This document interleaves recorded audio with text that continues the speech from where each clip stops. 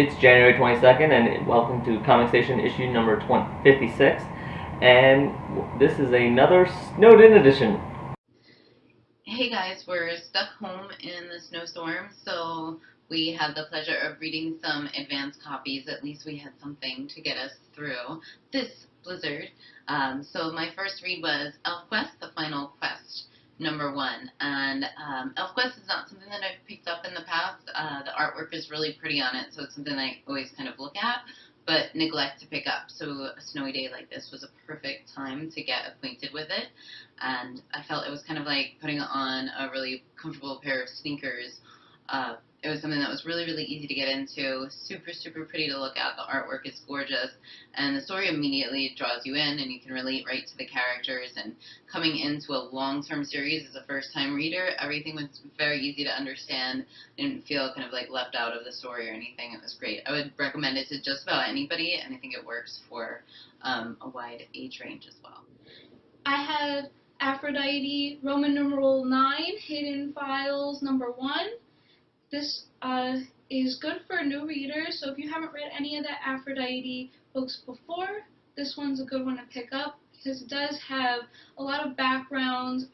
Everything is set up kind of in a textbook style, so it gives you a history lesson on Aphrodite, and there's nothing really to give away with it, so pretty much going to leave it at that and tell you that I would definitely pick it up.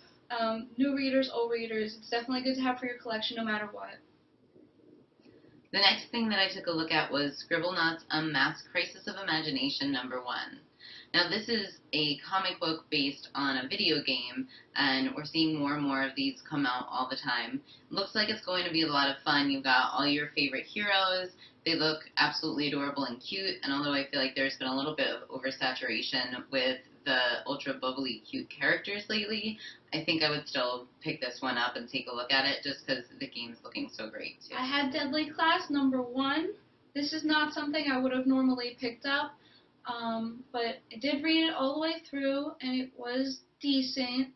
It follows a boy who is homeless, mostly by his own choice, but follows whatever troubles usually goes along with being homeless, like, you know, having another homeless person steal your shoes, or in his case, they stole his bag and he traded his shoes.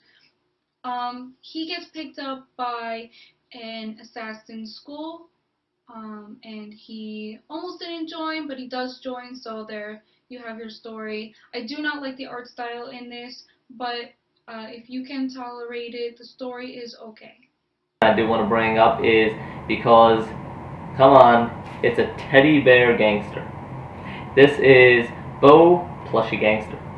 This, honestly, I have no idea really what to say about this. I was kind of offended at first, and then it just became a caricature of itself.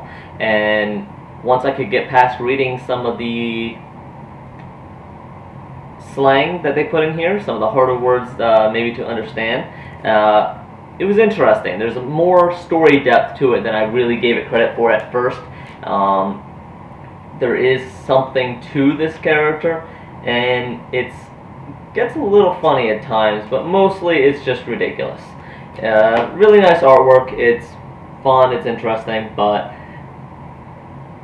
not quite sure what to make of it. It really depends on how well they develop the story, which there does seem to be something of a story, but it really depends on where they go with it. The next one we have here is from Archaia Black Label. This is Hacktivist. This is issue 1 of 4.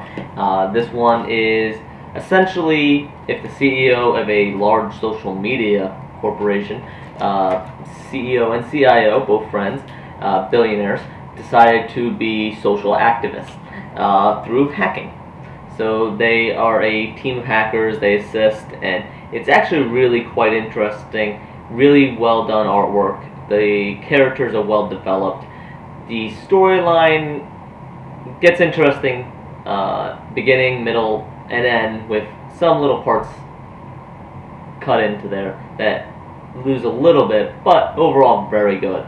And of course, being as it is, one's a little more hot-headed than the other, and maybe they get an offer at the end that you get the assuming that one of them's going to take it, and that may cause more opportunities or more trouble or both down the line. So this one I am keeping on my list to read, so check it out. Finally, this is from Zenescope Comics. This is Wonderland Asylum #1.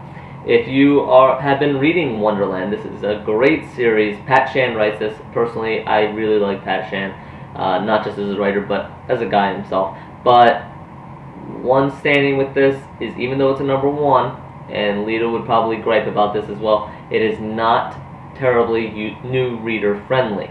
It is highly recommended that if this title, if this cover, if this artwork, by the way, beautiful, appeals to you, go back and read Wonderland before you read this one, and read some of the other offshoots of Wonderland first. For our reviews this week, Lito has 2 of them up right now. We may be coming out with some more. Again, the storm is a little preoccupying, but he has up on frontwardsgamer.com. You can read the full reviews for Skyman #1 and Star Wars Darth Vader and the Cry of Shadows #2. Finally, we want to end trying to be a little expedient on this issue. We want to end with letting you know that the Comics of the Year Awards, we have the video up, we have some comment, and there's still time. Leave comments, let us know, and on Friday we will be having a video. Friday night probably a video will go up announcing the winners of the categories as well as the viewer's choice, which is where you come in. Write your comments, let us know who's your favorite writer, what's your favorite news series, so forth, or agree with us, disagree with us, anything, and we'll go through those. Alright, thank you very much. Everyone in the Northeast in this winter storm, stay safe, shovel out, and try to stay warm.